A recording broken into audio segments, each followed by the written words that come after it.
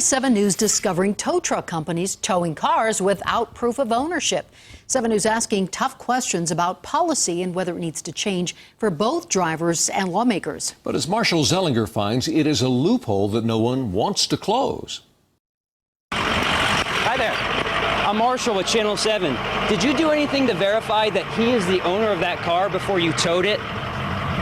This tow truck driver did not commit a crime, so we're not showing you his face. But he also did not want to answer our questions about towing this car from in front of a Centennial home and bringing it to downtown Denver for $135. Yeah, hi, I need to have a car towed.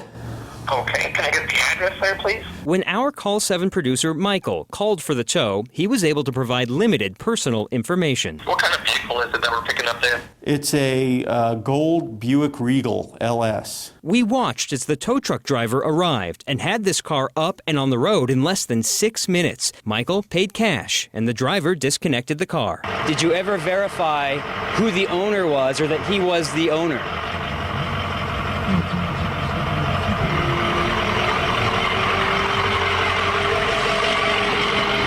Does it matter who owns a car before you tow it?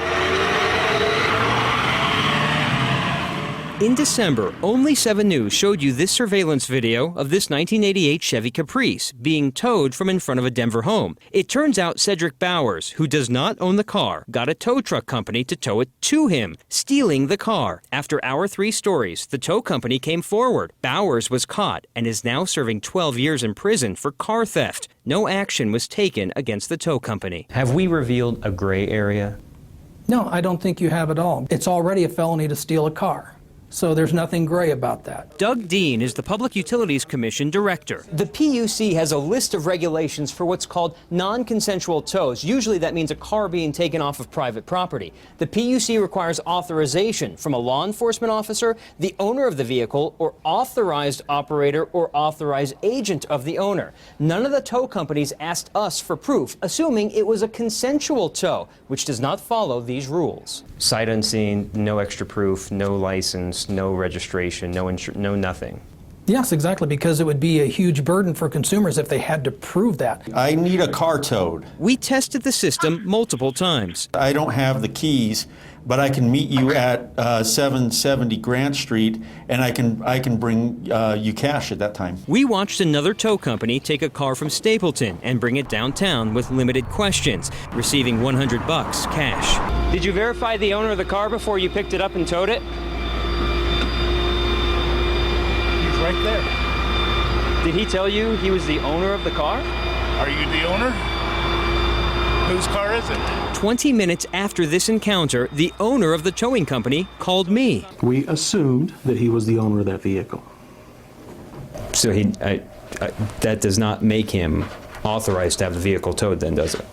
No, not in this case. How do you know the car you're picking up belongs to the person who called for it? Well, we don't. Should you? Sure, ideally we should. There's a lot of different scenarios out there. He described a stepdaughter using her father's car. It breaks down, and she has a different last name. I think it's a good idea to require the proof, and we do our due diligence. But there are those times when you just absolutely cannot do it. In this case, proof was minimal. What's Michael's last name? I have no idea. It's just Michael at 720. Where does he live? I have no idea. I'm assuming this location address.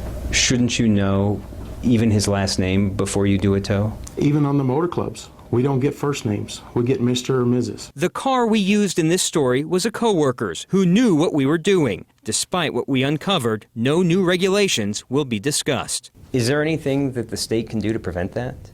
Well, if someone steals a car by using a tow truck, then it's a criminal act, and there are already laws against that. Marshall Zellinger, 7 News.